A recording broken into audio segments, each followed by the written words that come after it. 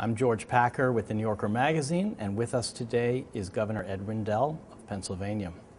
Governor, what is the state of the country's infrastructure in the year 2010? Well, it's lousy. We used to build national highway systems, transcontinental railroads, dams, bridges during the Depression years. What happened? It's interesting. We used to be a country that built things, and not just infrastructure, built everything. We built things for the entire world. We've stopped building. American manufacturing is teetering on the brink of extinction, except for a little bit of high-tech manufacturing, and we're in trouble. If we become a nation whose economy is solely based on services and stop making things, I think we're finished as an economic power.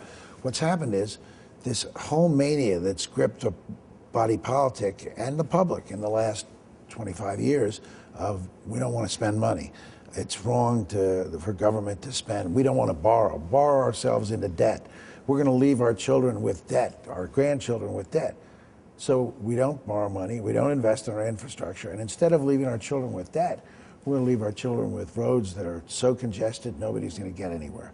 With a light rail system that's a joke in the world, a literal joke. With airports that are clogged and becoming increasingly dangerous, with bridges that fall down, with dams and levees that break, causing huge amounts of property damage and personal damage. That's what we want to leave our children? Well, let's take rail, for example. After this interview, I'm going to go back to New York, and I'm going to take the train. It's going to take me 4 hours to get from Harrisburg to New York City, a matter of a couple of hundred miles. And interestingly, we have actually, by the state and Amtrak both putting money into the Harrisburg to Philadelphia line, we've been able to cut that trip from 2 hours to an hour and a half. And it's interesting, you know, the great saying, if you build it, they will come. If you spend the money, they will ride it. Ridership has increased on that line from a little under 900,000 a year to 1.2 million a year. So in the end, it pays. It pays, absolutely. And infrastructure also pays because it avoids costs. I'll give you a perfect example. The Army Corps of Engineers, the year before Katrina, the Army Corps of Engineers had an estimate for what it would cost to repair the levees in New Orleans. $700 million. A lot of money, right? A lot of money. We didn't do it, and the federal government has laid out so far $16.5 billion trying to fix the damage in New Orleans. But what about other countries? Where are we in relation to Europe, to China, to Asian countries? Embarrassing. High-speed rail is a matter of daily life. High-speed rail in European countries and Asian companies, matter of daily life. There are high-speed trains that exceed 230 miles an hour. The most successful passenger train in America is the Acela. And the Acela averages 65 miles an hour. It's built to do 150, which is pretty decent speed, but there are only small stretches where the track is straight enough that it can come close to 150.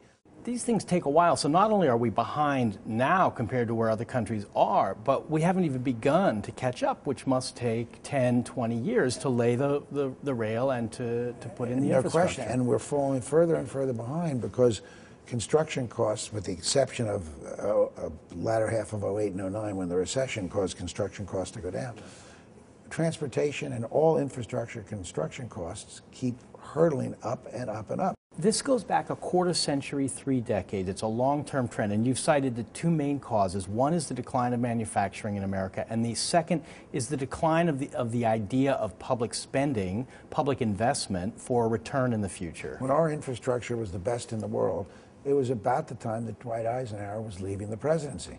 And President Eisenhower's most significant accomplishment was building the interstate highway system.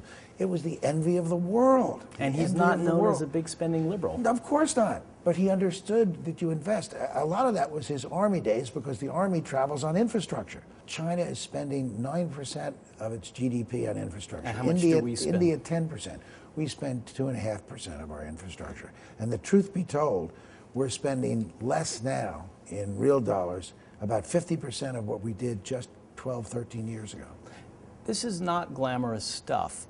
It's essential stuff, but it doesn't fit on a bumper sticker, and it tends to not get raised at election time. Why have you made this sort of your signal cause? You mentioned two things: Building America's Future, which you helped start with Governor Schwarzenegger and Mayor Bloomberg, and the National Infrastructure Bank.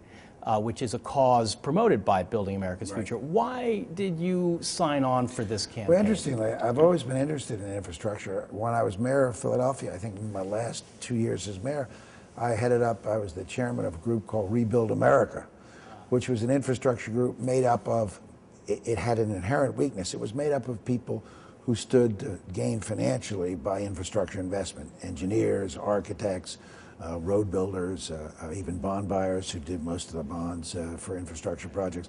So it fell of its own weight. In Building America's Future, we've built a government and community-oriented organization.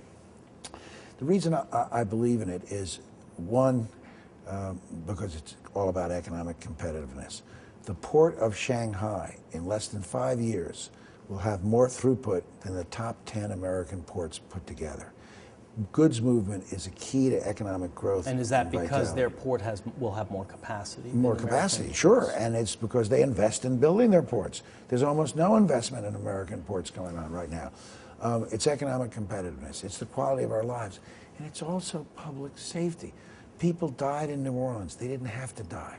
When the levees broke in Cedar Rapids, billions of property damaged, small businesses destroyed. It didn't have to happen. The people on that bridge in St. Paul didn't have to. Did you see horror stories when you became governor in 2003? Sure.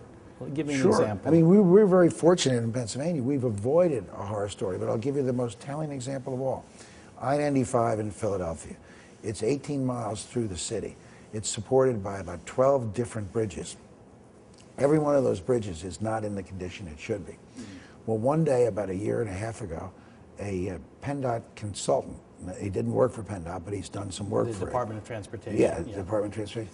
He was in Philadelphia working, and he decided he wanted to have a cheesesteak, and he remembered this cheesesteak place under I-95 that crossed from the bridge that he liked, so he drove and he parked under the bridge.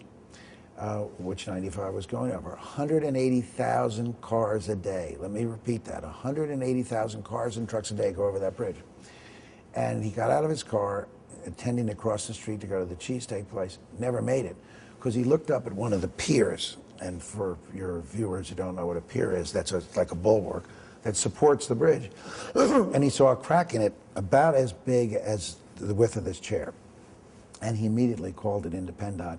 We closed I-95 for 72 hours. Well, we couldn't fix the pier. We didn't have time to fix it, but we put steel buttresses around it to hold up the bridge in that particular area. But for that consultant stopping for that cheesesteak. Can you imagine 180,000 cars going over and the bridge buckling because the pier was defective?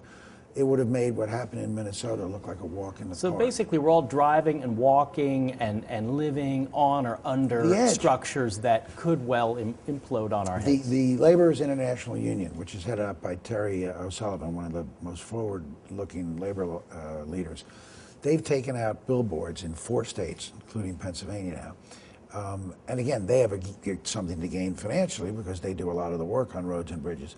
But the billboard says, the bridge that you're about to drive over is structurally deficient. Call Congressman Jones, Senator Smith, and give their numbers. Well, Terry told me, he and I were at a conference together, and he told me what he really wanted to do was put on the other side of the bridge another billboard saying, glad you made it. And I said to him, Terry, that's genius. Why didn't you do it? He said, the lawyers talked me out of it. I said, it's exactly what we need. We need to grab the American public. We need to get them to focus on it. And we need to tell them that all government spending isn't bad, that this is government spending that's going to improve their safety, improve the quality of life, reduce congestion, create jobs. Infrastructure, $1 billion of infrastructure spending creates 25,000 well-paying jobs that can't be outsourced. Okay, the stimulus bill that passed last year had, what, about 150 billion for infrastructure. Not all of that was for building it now. Much of it was long-term stuff for broadband and smart grid. Or energy, right. Yes. Did that make a dent in the problem that you're talking about? It helped, but it didn't have enough infrastructure spending. Do you think there was too much of tax cuts? Yeah, too much of tax cuts. Interestingly, Barbara Boxer, who's the chairman, and James Inhofe, one of the most conservative guys in the Senate, who's the ranking member of the Public Works Committee, they both wanted to triple the amount of infrastructure in the stimulus. And ironically, they were beaten back by the administration. Do you honestly think James Inhofe would have voted for that bill? Let me tell you, he and I have authored for Politico an op-ed piece together. He says that infrastructure is the second most important thing for the government to spend money on behind military. You may have had him on an op-ed, and he may have been with Boxer on in principle, but when it came to the vote, hardly any Republicans voted for that. One of them became a Democrat a week later. And the other two were from Maine. And the other two were from Maine. Look, so are we really politically, this is a bigger question, are we politically capable of the kind of long-term thinking and deep pocket investments that involve some sacrifice that is required for what you're talking about? It's been lost or subsumed in this mania about the deficit. Yes. And the way the federal government counts what things cost operates in such a way that I'm fearful that we'll never have a significant infrastructure investment program. You mean they don't separate operating expenses and capital expenses? Number one, the federal government's the only governmental subdivision in the country that doesn't have a capital budget. It makes no sense. You have one here in Pennsylvania. Oh, every state does, every municipality does. The federal government buys paper clips, which have a 30-day lifespan, the same way that they finance bridges that have a 30 or 40-year lifespan.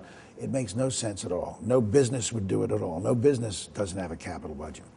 The second thing that's wrong with it is the way that the CBO and the OMB score. Talking about the Congressional Budget Office, the Office of Management and Budget. Right. And because we don't have a capital budget, if President Obama announced and the Congress approved a $1 trillion infrastructure repair program, and by the way, every one of the G7 nations have had at least $1 trillion infrastructure revitalization program in the last 15 years. And in America, the experts say it would cost up to $2 trillion to repair our infrastructure. It's just to repair what we have. Yeah. And if you wanted to build a high-speed rail line, you're talking approximately $3 trillion. $3 trillion.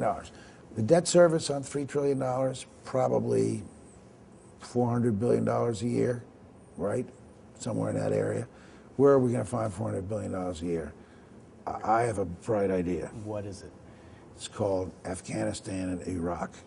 The true cost of those two wars have been close to $400 billion a year, no matter what they want to say. They now admit that Afghanistan's $2.5 billion a week, so that's about $150 billion. Lord knows what we were spending in Iraq for all those years. It's amazing that we find the money to go to war. Do you feel the Obama administration has been enough of a champion of this issue to really bring the public along and make it see the importance? It's been sporadic. The president's post-Labor Day announcement of the $50 billion to jumpstart the transportation bill, I think, focused on the value of infrastructure as a job creator. He's embraced the idea of a national infrastructure bank. No question. It's been a part of his budget not only this year but the past year. You know, high-speed rail, not a lot of money. There was $8 billion in the stimulus. $8 billion more than anybody else. Tiger grants, which were great for transportation in the stimulus. They've done more than anybody else, but they haven't done it quite at the scope that it's necessary. And, you know, I am hopeful. I spent time with the Deficit Reduction Commission because I'm hopeful that the Deficit Reduction Commission will say, as I forget his first name, Mr. Peterson, the head of Peterson, Pete Peterson, and his CEO of his foundation, Mr. Walker, said, you've got to continue making investments at the same time we're making long-term reductions in our deficit and our national debt. You can't stop making investments. You have to do both at the same time. At the same time, and that's the message. If we lose that fight, and I fear that we will, given the new lineup in Congress, we are going to hell in a handbasket. We're going to be a second-rate economic power, and Americans are going to experience more tragedies, more congestion, more delays, more frustrations. And there's an old saying in life, and it's true about government, and it's particularly true about infrastructure. You get what you pay for. Although it's interesting, polls show that people are more willing to spend money on infrastructure than anything else. Even in the 2010 anti-deficit, anti-spending debacle, 75% of transportation infrastructure referenda that were on the ballot, 75% were approved by the voters. I know of one that wasn't. Tampa Light Rail went down to defeat a 1% sales tax increase. Rail fares most poorly because most people have never ridden rail, and they don't want to give up their car, and they don't have the vision. But bridges and roads and things like that did very, very well. Did very, very well. So I'm worried about that, and I'm also worried about the fact that it isn't in people's consciousness. When the bridge collapsed in St. Paul, yes, for about 8 to 9 weeks there was a big furor. When the levees broke, big furor. But it dissipates, and it's not part of everyone's day-to-day life. The media is not going to cover this unless a bridge collapses. Yes. I mean, I went up to Time magazine, and Rick Stengel is a great friend of mine. He used to be head of the National Constitution Center, and I went before their editorial board, and I said, do a cover story on infrastructure. You've got to. Well, it's not sexy enough. I kid around with Mika. They didn't do it. Didn't do it. I kid around with Mika Brzezinski on Morning Joe, and Mika and I say that infrastructure is the sexiest word in the English language. Well, in truth, it's the least sexy word in the English language. And you really need, and the forces that believe in this issue, we've got to marshal a nationwide ad campaign. It's never going to come from inside the Beltway. Building America's Future has established tremendous credibility inside the Beltway. The president calls on us. The caucuses ask us to come and speak. I testify every other month, it seems like I'm down there testifying on some infrastructure issue.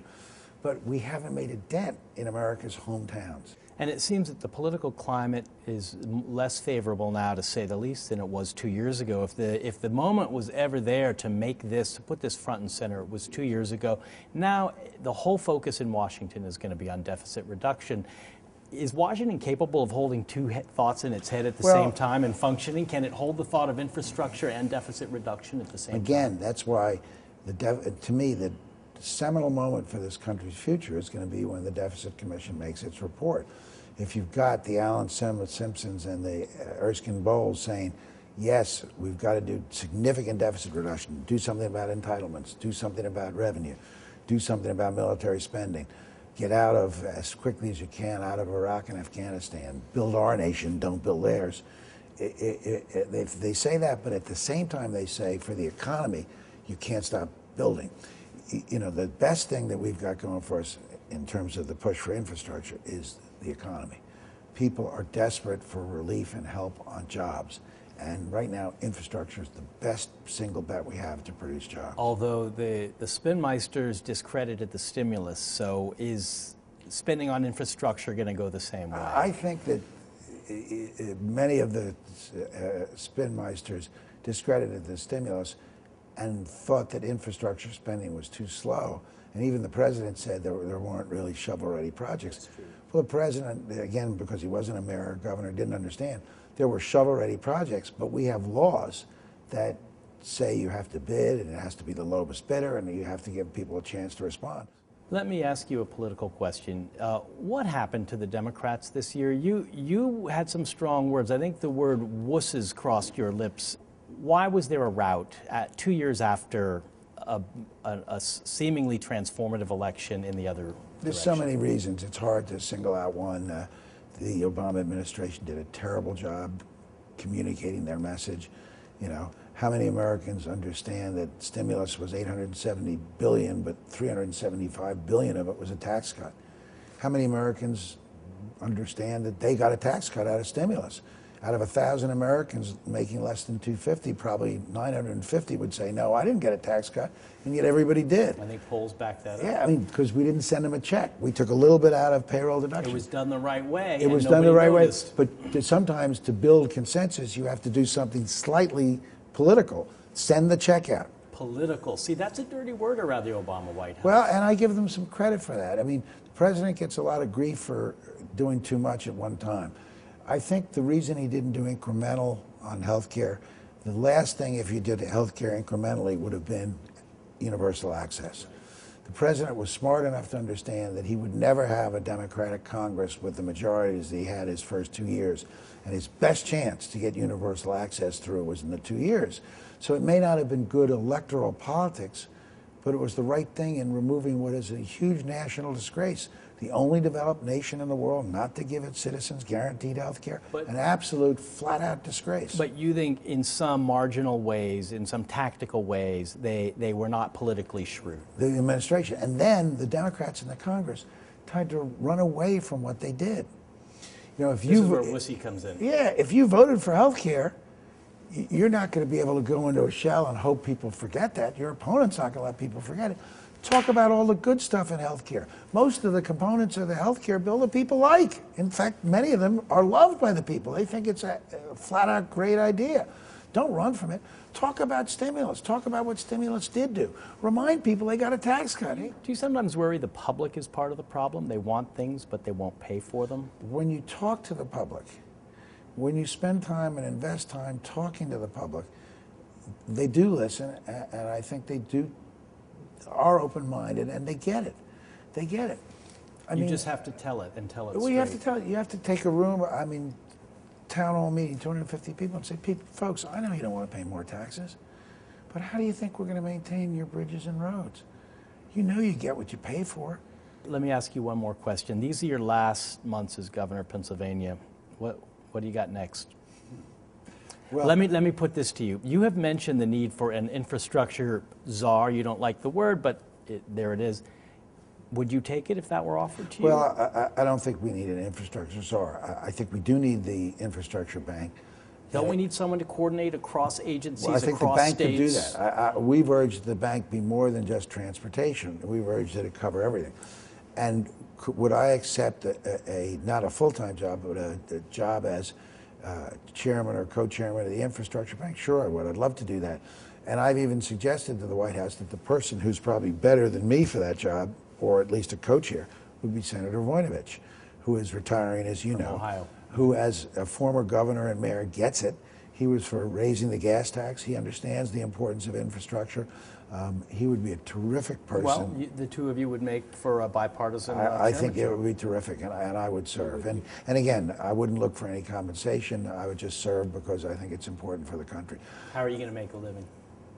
Well, I'm going to probably do a little bit of practice of law. I'm going to sign on as a consultant for a number of different entities, probably get on a few boards. But I'm also going to continue teaching. I've always taught, even through my time as mayor and governor. Where do you teach? I teach at the University of Pennsylvania. And I do the sports television show back home. You're a major Eagles fan. Pre-game and post-game Eagles show. And I've been, a couple of the networks have talked to me about doing something as a paid contributor for their stations. And I might consider doing that, not so much for the money, although if you're out there, guys, I am interested in money. But not so much for the money, but just because it'll give me an opportunity to keep driving the public dialogue. And you're writing a book, a memoir. Yeah, and I'm trying to make it a funny book and to try to not necessarily teach, but to make points about where we need to go using humor. So far, people say, are you getting a ghostwriter? I said, hell no. The fun of it is writing it yourself. And it may not sell a copy, but I'm having a good time. I amuse myself. You've been a successful governor, and I wish you success in your next endeavor. Thank you, Governor Ed Rendell. Appreciate it.